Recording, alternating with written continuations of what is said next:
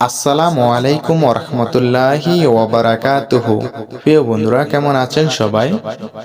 আজকের এই ভিডিওতে আমি আপনাদের মাঝে শেয়ার করব পবিত্র কোরআন থেকে নেওয়া শক্তিশালী একটি দোয়া। এই দোয়াটি পড়ার মাধ্যমে আপনি শয়তানের হাত থেকে বাঁচতে পারবেন ইনশাআল্লাহ। এই দোয়াটি পবিত্র কোরআনের সূরা আল মুমিনুনের 97 এবং 98 দুটি আয়াত মিলে ছোট্ট একটি দোয়া।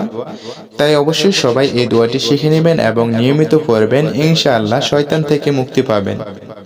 দোয়াটি হচ্ছে, রব্বি আউযু বিকা মিন হামাযাতিশ শাইয়াতিন ওয়া আউযু বিকা রাব্বি আন ইয়াহদুরুন।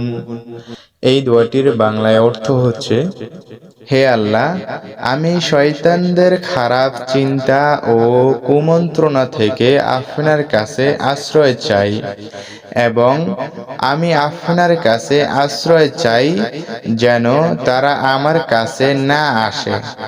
আমিন। দোয়াটি ছোট কিন্তু এর ফজিলত অনেক বেশি, তাই অবশ্যই সবাই নিয়মিত এই দোয়াটি পড়বেন, ইনশাআল্লাহ শয়তান থেকে মুক্তি পাবেন।